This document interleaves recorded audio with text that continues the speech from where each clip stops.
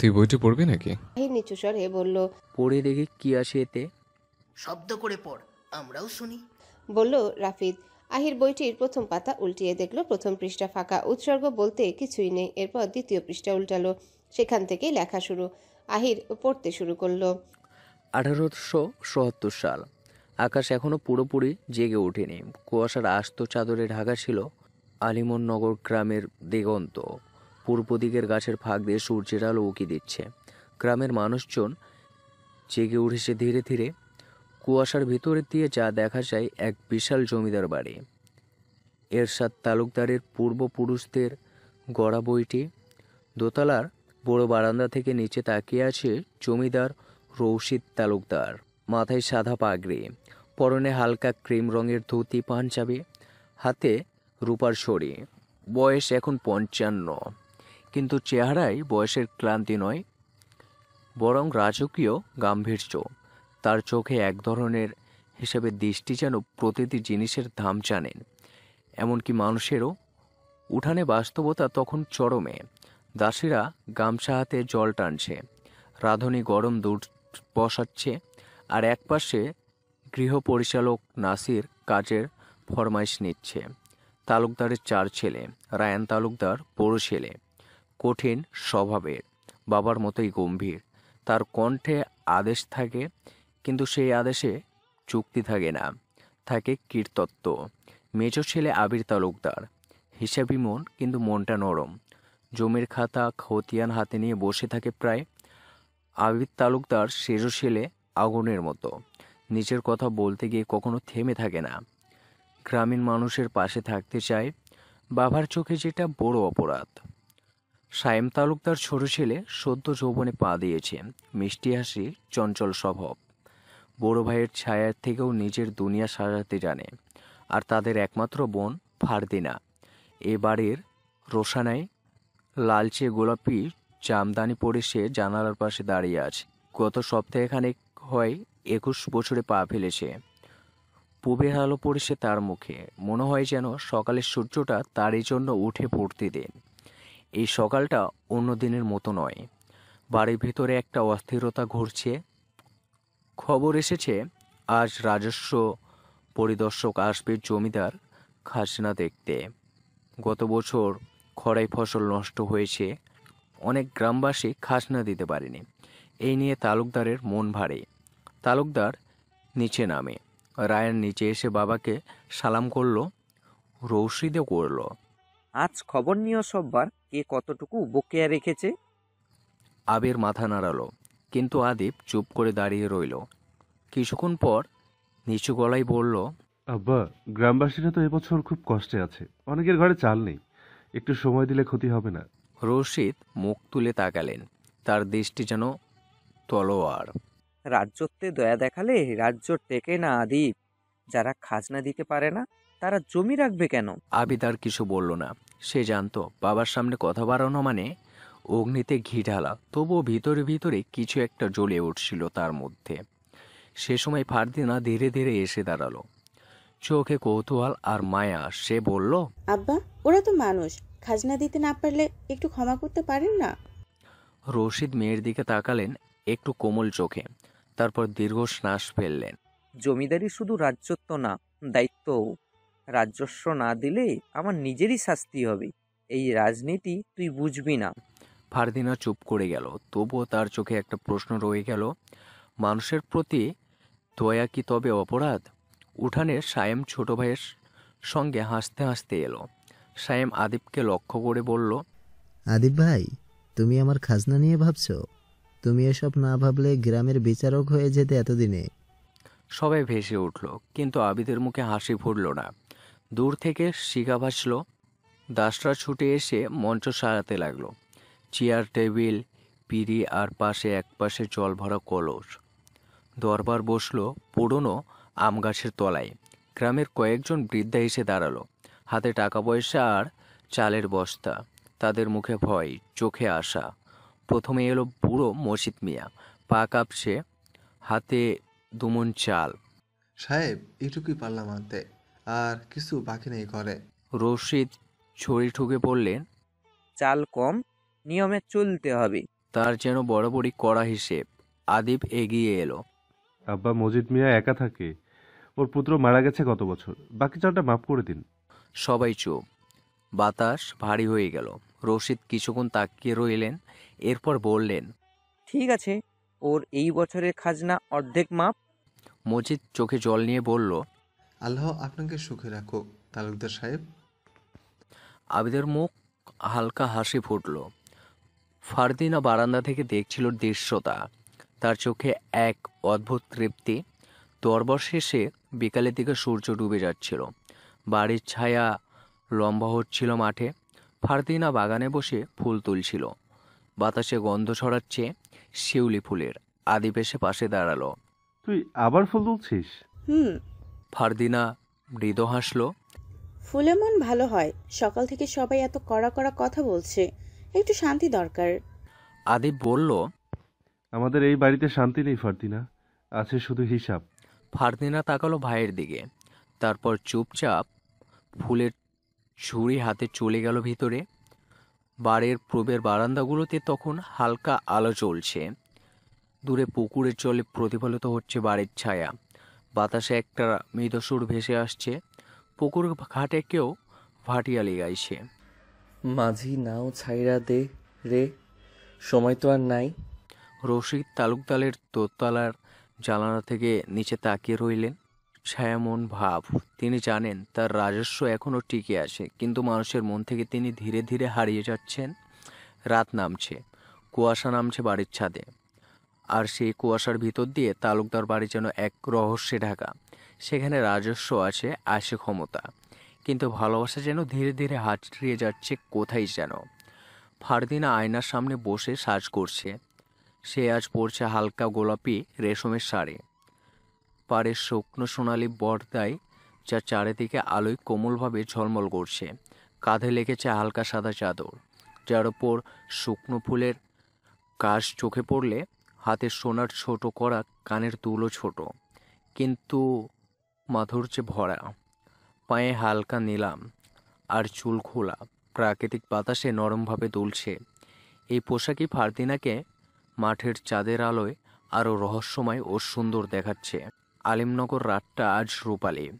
চাঁদ যেন গাছের ডালে বসে মাঠ জুড়ে দুধে ভেজা আলো ঢালছে। দূরে নদী নিস্তব্ধ, কেবল কোথাও কোথাও ব্যাচের ডাক, আর তাকে মাঝখান থেকে একটা অচেনা বাঁশের সুর। সেই সুরে এমন কিছু ছিল যা ফারদিনার বুকের গভীরে কড়া দিল। জমিদার বাড়ির জানালায় দাঁড়িয়ে সে অনেকক্ষণ শুনে রইল। মনে হচ্ছিল বাঁশিটা যেন কারো নাম ধরে বাজছে। তারই নাম। কে বাজাচ্ছে? কোথা থেকে আসছে এই সুর? তার মনে অনেক প্রশ্ন জমল। সে জানে না, শুধু জানে এই সুর তাকে ডাকছে। চোখে এক চমক নিয়ে ফারদিনা আলতো করে দরজা খুলল। বাড়ির পিছনের দরজা। চাঁদের আলোয় পা টিপে টিপে নামল সিঁড়ি বেয়ে। বাতাসের বেলফুনের গন্ধ, পাখিরা ঘুমিয়ে আসে। আকাশে তারার দল।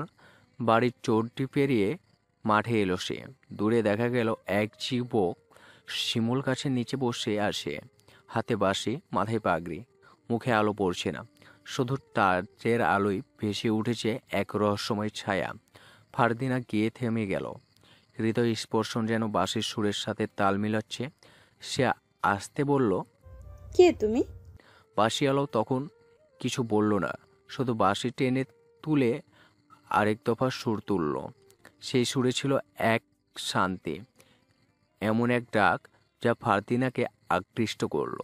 ফারদিনা করুণ কণ্ঠে জিজ্ঞেস করল, কে তুমি? যুবকটি বলল, আমি রাখাল বাঁশিওয়ালা। ফারদিন দ্বিধা নিয়ে আরও একটু এগিয়ে এলো। তার সারা শরীর তখন চাঁদের আলোর শীতল স্পর্শ। রাখাল নামটা যেন তার কাছে পরিচিত নয়, অথচ তার বাঁশির সুর বড় আপন। রাখাল?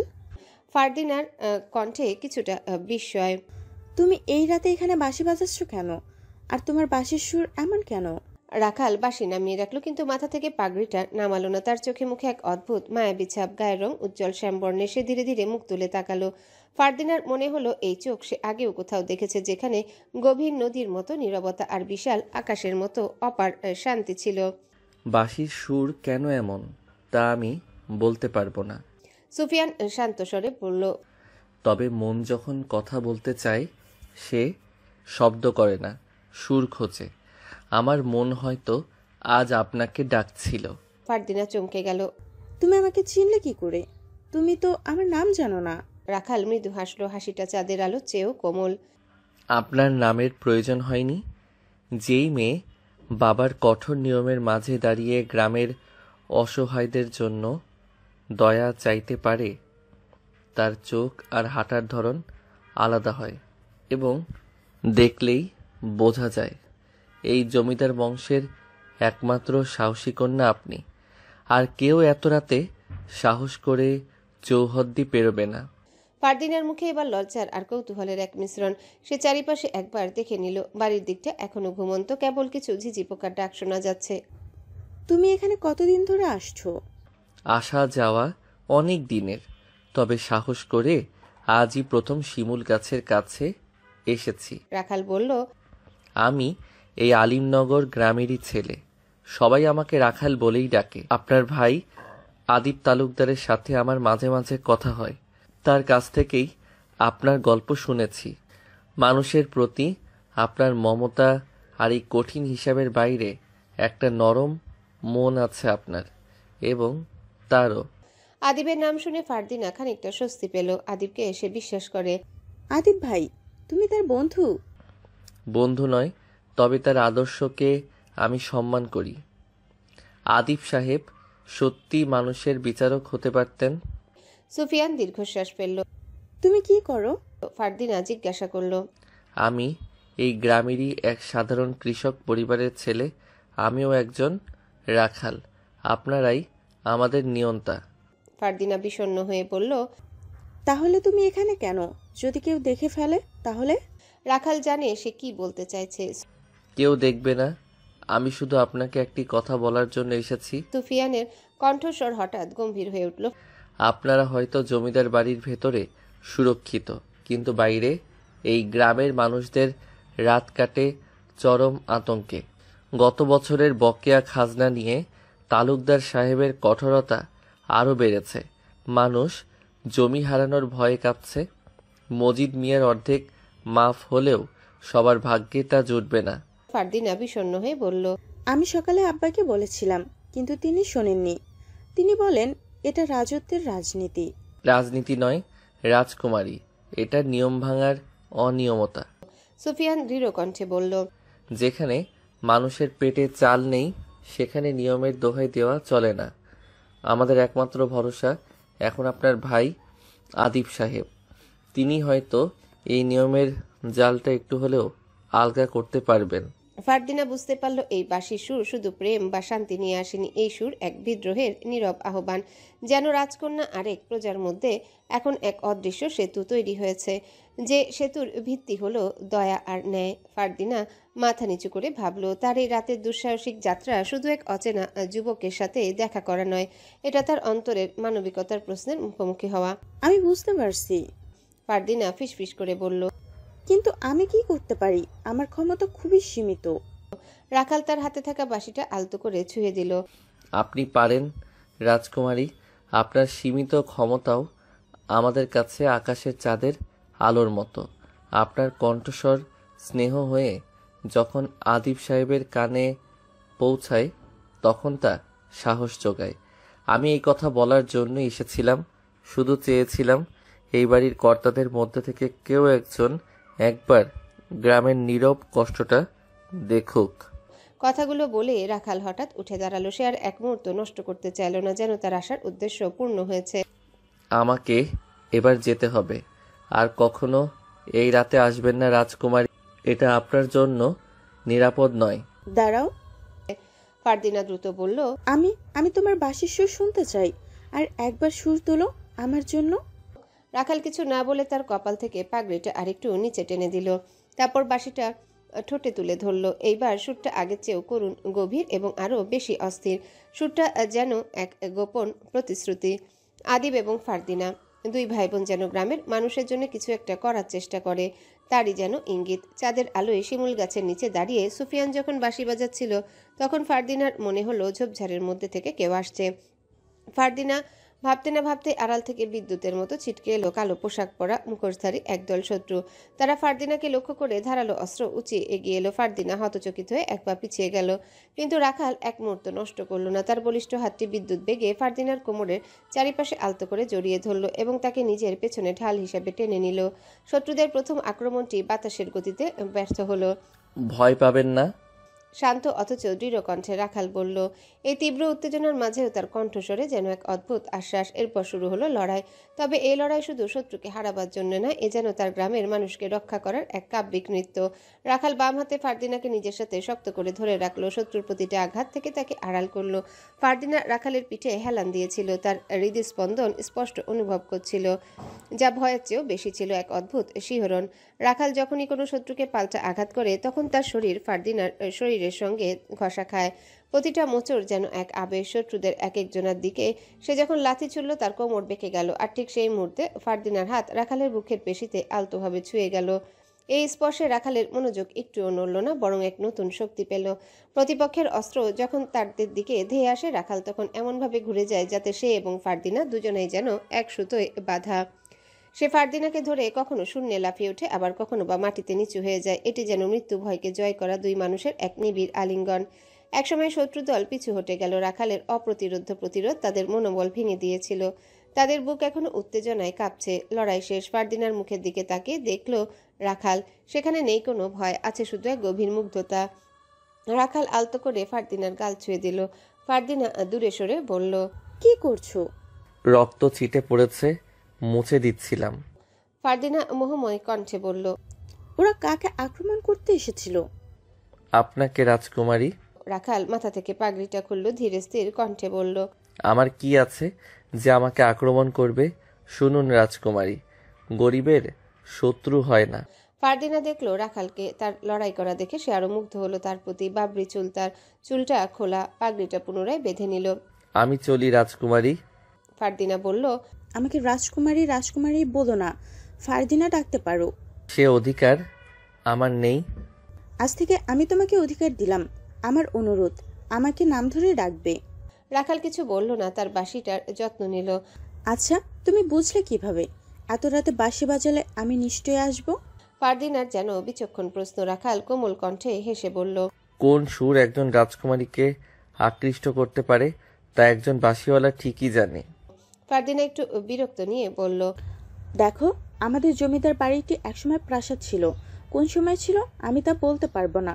আমি হয়তো তখন দুনিয়াতেই ছিলাম না। আর এখন এটা জমিদার বাড়ি নামে পরিচিত। আমরা জমিদার। আমার বাবা একজন জমিদার, রাজা নন। জমিদারের মেয়ে রাজকুমারী হয়, আমি রাজকুমারী নই। রাখাল এবার ঢং করে চিন্তিত ভঙ্গিতে বলল, তার মানে আপনি রাজকুমারী নন, আর এই প্রাসাদটি যেহেতু রাজাদের ছিল, এখন আর তারা নেই, সেই সুযোগে আপনারা দখল করে নিয়েছেন। রাখাল থেমে গেল। এটাকে বলে রাজনীতি। তাদের রাজ্য কারা দখল করে নিয়েছেন?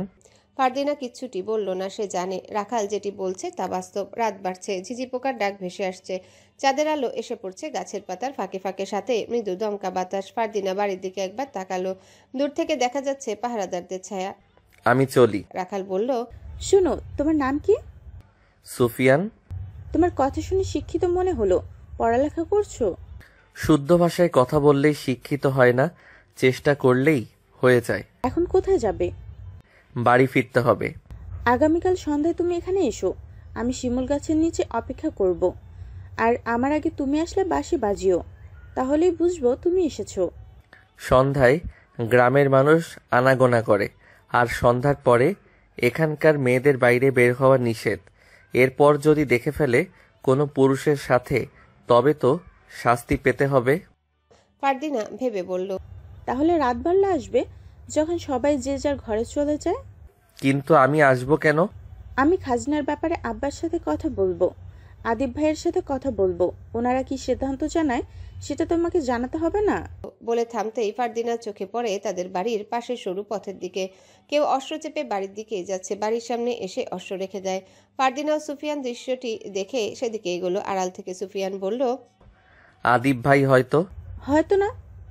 হয়তো না সেই, কিন্তু ভাইয়া এত রাতে কোথায় গিয়েছিল আর কিসের জন্য? হয়তো গুরুত্বপূর্ণ কাজ ছিল। বলল সুফিয়ান। আদিব উসখুস হয়ে এদিক ওদিক তাকিয়ে একজন অনুচারীকে কিছু দিল, এরপর বাড়ির ভেতরে প্রবেশ করলো। ফারদিনা বলল, ভাইয়া ভয় পেয়ে আছে কেন? আব্বার জন্য নাকি অন্য কারণ?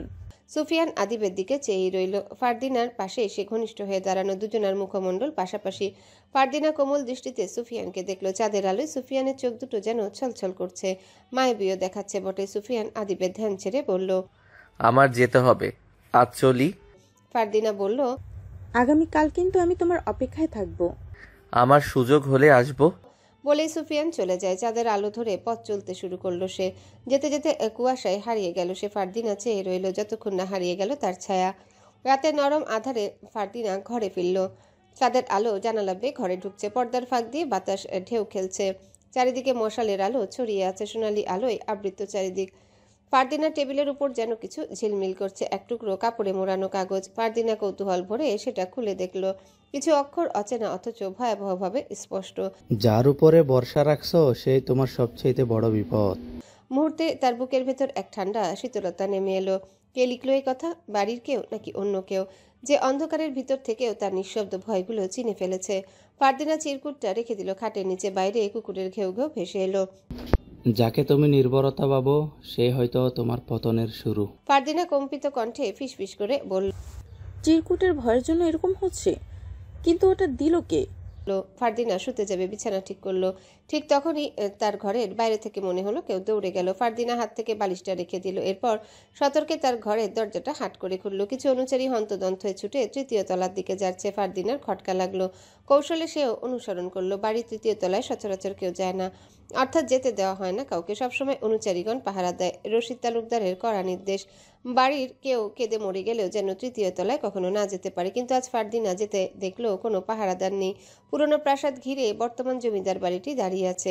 প্রাসাদ শব্দটি এখান থেকেও বিলীন হয়ে গেলেও প্রাসাদের ভেতরে অলিগলি পরিবর্তন হয়নি। এটি এমন একটি রাজপ্রাসাদ ছিল যার এক প্রান্ত থেকে ভেতরে প্রবেশ করলে সে রাস্তা হারিয়ে ফেলত। শত্রুদের শেষ করার জন্য প্রাসাদের ভেতরে বিপজ্জনক পথ তৈরি করে রাখা হয়েছিল। শত্রুরা পথ হারিয়ে যখন ছোটাছুটি করবে তখন গরম তেলের মধ্যে পড়ে যেত। এটা একটা ফাঁদ ছিল। কিছু পথ অন্ধকার, এতটাই অন্ধকার যে এখানে শত্রুরা পৌঁছালে নিজেদের মধ্যে নিজেরাই খুনাখুনি শুরু করে দিবে। এর কারণ শত্রুদল মনে করবে প্রাসাদের কোনো রক্ষিতা বোধহয় তাদের আক্রমণ করেছে। ফারদিনা মুখে একটা চাদর পেঁচিয়ে তৃতীয় তলা সরু পথে এগোচ্ছে। চারিদিকে পাথরের দেওয়াল, তবে এই পথ অন্ধকার নয়, মশাল জ্বলছে দেয়ালে দেয়ালে। ফারদিনার ভয়ও করছে। পাথরের আঁকাবাঁকা পথ পেরিয়ে একটা গোপন ঘরের দিকে নজর পড়ল। ওখানে সমস্ত অনুচারীগণ ঘেরাও করে রেখেছে কিছু একটা। ফারদিনা কৌশলে ঘরটির পাশে গেল। ঘরটিতে আরিফ, রায়ান ও সায়েম উপস্থিত। একজন অচেনা লোককে অনুচারীরা পাকড়াও করে ধরে রেখেছে। লোকটির চোখে মুখে আতঙ্কের ছাপ, তার মুখে কালো মুখোশ পরা, পাশে একটা পাথরের ঢাকনার মতো। রায়ান তখন অনুচারীদের আদেশ দিল, ওর মুখোশ খুলে ফেল, এরপর কূপের ঢাকনা সরিয়ে ফেল। রায়ানের কণ্ঠে যেন গর্জন। অনুচারীগণ তাই করলো। প্রথমে লোকটির মুখ থেকে কাপড় সরিয়ে ফেললো, এরপর কূপের ঢাকনা সরিয়ে ফেললো। কূপের মধ্যে কুমিরের মাথা দেখা গেল। ওরা যেন মানুষের দেহ চাইছে, প্রচন্ড খিদে। ফারদিনা ভয়ে চুপসে গেল এরকম দৃশ্য দেখে। আরিফ বলেই দাঁত বের করে হেসে উঠল। সায়েম তখন আরো খুশির সঙ্গে বলল, আদিব ভাই থাকলে নিশ্চয়ই দয়া দেখাতেন। এরপর আবারও হেসে উঠল। ওরা যেন খুব আনন্দ পাচ্ছে। ফারদিনা চোখে দেখা এটাই যেন সবচেয়ে ভয়াবহ দৃশ্য, যা আগে কখনো দেখেনি সে। কিন্তু অসহায় লোকটির প্রাণ ওরা কেন কেড়ে নিতে চাইছে? কি অন্যায় তার? ফারদিনার খুব ইচ্ছে করছে অসহায় লোকটিকে বাঁচাতে, কিন্তু তা অসম্ভব। সায়েম বলল, ভাই আগে ওর হাত কেটে কুমিরকে দাও, এরপর পা, এরপর মুন্ড দিলেই হবে। বলে আবারও হাসলো। রাতের ভয়াবহ রূপ যেন তাদের। দিনে তারা রশিদের সামনে এমনভাবে থাকে যেন ভাজা মাছটা উল্টে খেতে জানে না। নাকি রশিদও জানেন এসব? ফারদিনার ভেতরে প্রশ্ন জন্মালো। রায়ান তখন হাতে একটা চা পাতে নিয়ে এগিয়ে আসলো লোকটার দিকে। অনুচারীকে বলল, ওর দুহাত দুদিকে টেনে ধর। ছোট্ট ভাই আবদার করেছে যাতে ওর হাত আগে কাটি, এটা তো মানতেই হবে, তাই না? কথাটা শুনে সায়েম মনের সুখে হেসে উঠল। ফারদিনা শুধু চেয়ে চেয়ে দেখলো। অচেনা লোকটি ভয়ে কাতরাচ্ছে। বয়স হবে আনুমানিক 45। মোটা তাজা শরীর তার, ভয়ের ছাপ তার দু চোখে নেমে এসেছে। কিন্তু লোকটি কিছু বলতে পারছে না। রায়ানের কোনো মায়া হলো না ওর জন্যে। সে চাপাতির কোপে লোকটার একটা হাত ছিনিয়ে নিল। লোকটা তখন তির্যক চিৎকার করলো, যন্ত্রণায় ছটফট করতে শুরু করলো। ফারদিনা তার মুখ চেপে ধরলো, তার চোখে ভয়, আতঙ্ক। রায়ান হাতটি নিয়ে কুমিরের দিকে ছুড়ে দিল। এরপর লোকটির অপর হাতটি কাটলো। লোকটা তখন নিচে লুটিয়ে পড়ে ছটফট করতে শুরু করলো। আরিফ তখন বলল, কথাটা শুনে সায়েম হেসে উঠল। আরিফের কথায় রেশ টেনে সায়েম বলল, ভাই ওকে কুমিরের কূপে ফেলে দাও, তাজা মানুষ পেলে ওর ভীষণ আনন্দ হবে। দাও দাও। বলেই সশব্দে হেসে উঠল সায়েম। রায়ান তখন হাত থেকে চা পাতিটা ফেলে দিল, এরপর কাতরানো লোকটিকে তুলে কূপের মধ্যে ফেলে দিল। সবাই আনন্দে মেতে উঠল, কিন্তু এই আনন্দ কিসের তা ফারদিনার কাছে অজানা। তার বুকের ভেতরটা কেঁপে উঠল। স্বপ্ন না সত্যি বুঝতে পারছে না, সবকিছু অবিশ্বাস্য মনে হচ্ছে তার কাছে। ফারদিনার চোখগুলো মার্বেল পাথরের মতো হয়ে গেল, অবশ হয়ে গেল পা। তখনই পেছন থেকে একটা কণ্ঠ ভেসে আসে, কি করছিস তুই এখানে? হঠাৎ কারো কণ্ঠের স্বরে ফারদিনা চমকে উঠল, পেছনে ঘুরে দেখলো আদিব। ফারদিনা আদিবের সম্মুখীন হয়ে ফিসফিসিয়ে বলল, ভাই, তোমার সাথে কথা আছে আমার। বলেই ফারদিনা আদিবের হাত ধরে নিয়ে গেল তার ঘরে। ফারদিনা ঘরে ঢুকে দরজাটা লাগিয়ে দিল, নিজেকে কোনোভাবে সামলে দিল। আদিব বরাবরই শান্ত চুপচাপ। সে একটা চেয়ারে বসে এরপর একটা সিগারেট বের করলো, সেটি ধরিয়ে ধোঁয়া ছেড়ে বলল। ফারদিনা আদিবের পায়ের কাছে বসলো, এরপর বলল, আমি হাঁটতে হাঁটতে ওই গোপন ঘরে চলে গিয়েছিলাম, কিন্তু ওইখানে যা ঘটলো তা দেখার জন্য আমি মোটেও প্রস্তুত ছিলাম না। নীরব প্রশ্ন আদিবের। ওই গোপন ঘরে একটা লোককে নৃশংসভাবে হত্যা করছে আমার 3 ভাই মিলে। ওই ঘরের কূপটাতে কুমির ছিল। কুমিরের খাদ্য কি মানুষ হতে পারে ভাই? ফারদিনার প্রচুর কষ্ট হলো। আদিব দৃষ্টি সরিয়ে কয়েক সেকেন্ড নিশ্চুপ রইল, এরপর ক্ষীণ চোখে জবাব দিল, যা দেখেছিস ভুলে যা, তোর আর আমার কিছুই করার নেই। আমিও জানি না ওরা কুমিরের খাদ্য হিসেবে মানুষ কেন বেছে নিয়েছে। মানুষের থেকে কি কুমিরের বেঁচে থাকা বেশি মূল্যবান? আদিব দীর্ঘশ্বাস ফেলল। নিজের জীবন রক্ষা করার জন্য কখনো অন্যকে স্বার্থপরের মতো বিপদের মুখে ঠেলে দিতে হয়, কখনো জীবন কেড়ে নিতে হয়। এর মানে? ফারদিনা উঠে দাঁড়ালো, আদিবও উঠে দাঁড়ালো, পায়চারি করতে করতে জবাব দিল, তুই তো জানিস আমরা যেখানে অবস্থান করছি এটা একটা প্রাসাদ ছিল, যে প্রাসাদের নাম দেয়া হয়েছিল সাইলেন্ট ম্যানর। নামটি দিয়েছিল ব্রিটিশ একজন যোদ্ধা, আলগেমি। ওনারা এই অঞ্চলটি যখন দখল করতে আসে তখনই প্রাসাদটি চোখে পড়েছিল সর্বপ্রথম। আশ্চর্যের বিষয় ছিল, এই প্রাসাদটি যিনি তৈরি করেন তিনি ছিলেন রাজা সিরাজউদ্দৌলার পূর্ব 3য়তম বংশধর। উনি এমনভাবে এটি তৈরি করেছিলেন যাতে বাইরের থেকে শত্রু বাহিনী দেখে বুঝতে পারে ভেতরে কেউ নেই। প্রাসাদ ফাঁকা, শুনশান, নিস্তব্ধ, এবং ওদের যেন রহস্যময় মনে হয়। আর ওরা ভেতরে এলেই আক্রমণ করত। ওরা যখন প্রাসাদের ভেতরে প্রবেশ করতে চাইতো তখন ওদের একটি চামড়ার সেতু পাড়ি দিতে হতো, এবং ওরা যখনই সেতুতে পা রাখত তখন অপর প্রান্ত থেকে সেতুর দড়িটি কেটে দেয়া হতো। আর ওরা সেতুর নিচে অবস্থিত পরিখার মধ্যে পড়ে যেত। পরিখার ভিতরে থাকতো কুমির। কুমির ওদের খেয়ে ফেলতো, ব্যাস, শত্রু শেষ। আদিব সিগারেট ফেলে দিল। ফারদিনা আশ্চর্য হয়ে বলল, তারাও নেই আজ বহু বছর, কত সময় তা আমরাও বলতে পারবো না, কিন্তু সেই রাজার কি হয়েছিল যিনি এই প্রাসাদটি তৈরি করেছিলেন? মারা গেছে। এরপর তার ছেলের বংশধর, সেই বংশধরের নতুন বংশধর হতে হতে একসময় পতন ঘটে। এরপর জমিদার বংশ দখল করে এই প্রাসাদ। প্রাসাদ বদলে হয়ে যায় জমিদার বাড়ি। কিন্তু সেই পূর্বের ঘটনার সাথে আজকের ঘটনার সংযোগ কোথায়? আদিব ফারদিনার কাছে এলো, তাকে খাটের উপর বসিয়ে নিজেও সামনে বসলো, এরপর বলল, সংযোগ আছে। সাইলেন্ট ম্যানরের মানুষগুলো দুনিয়া থেকে চলে গেলেও প্রাসাদের কাঠামো কিন্তু আগের মতোই আছে, শুধু পরীক্ষার বিষয়টি বদলে গেছে। সে কত আগের কুমির কি এখনো বেঁচে থাকে? অবশ্যই না। সেই ফাঁদ অর্থাৎ কুমিরের পরীক্ষা এখন মাত্র একটা, আমার ভাষায় পুকুর। ফারদিনা এবার একটু বিরক্তি প্রকাশ করে বলল, তাহলে ওই গোপন ঘরে কুমিরের কূপ কিভাবে আসলো? এই তো এবার সঠিক প্রশ্ন করেছিস। শোন, পূর্বের রাজাদের ফাঁদের কথা আমাদের আব্বা এবং আমাদের 3 ভাই যখন জানে তখন কুমিরের জন্য একটু কূপ তৈরি করে। আমাদের বাড়িটির ভেতরে একটি ফাঁদ আছে, কুমিরের ফাঁদ। শত্রুপক্ষ যদি কখনো আমাদের আক্রমণ করতে চায় তখন তারাও ঠিক রাজার শত্রুদের মতোই মরবে। কিন্তু ওদের যে মানুষ খেতে দেয়া হয় এটাও কি আব্বা জানেন? না, আব্বা এই বিষয়ে কিছুই জানেন না। ফারদিনা কিছুক্ষণ চুপ থেকে বলল, আচ্ছা, সেই ফাঁদে যদি কখনো আমি পড়ে যাই? কোনো সুযোগই নেই, কেননা সেই ফাঁদ তৈরি করা হয়েছে ব্যতিক্রম গোপন পথের জন্য। আমরা সবসময় আমাদের পথে চলাফেরা করি, কিন্তু শত্রুপক্ষ সবসময় ব্যতিক্রম পথ খোঁজে বাড়ির ভেতরে প্রবেশ করার জন্য। ভাই, মানুষ কেন, পশুদেরও তো কুমিরের খাদ্য হিসেবে দেয়া যায়। দীর্ঘশ্বাস এলো আদিবের। কিন্তু কুসংস্কার ওদের এসব করতে বাধ্য করেছে। একজন জ্যোতিষী ওদের বলেছে কুমিরকে যদি মানুষের মাংস খাওয়াও তবে শত্রুপক্ষ ধীরে ধীরে শেষ হয়ে যাবে। আদিব থেমে আবারও বলল, আমি এসব কুসংস্কারে বিশ্বাস করি না, তবে আমার বাধা দেওয়ারও অধিকার নেই। আব্বাকে আমি জানাবো, এই অন্যায় আমি হতে দিতে পারি না। না বোন, বাধা দিল আদিব। আমরা দুর্বল, আমরা হেরে যাব। যা ওদের সাথে আমরা লড়তে পারবো না। অনুরোধ, তুই যা দেখেছিস ভুলে যা। আব্বা এসব জানতে পারলে ভেঙে পড়বে। তুই কি এসব চাস? না। মাথা আওড়ালো ফারদিনা, তার চোখ বেয়ে জল পড়ল।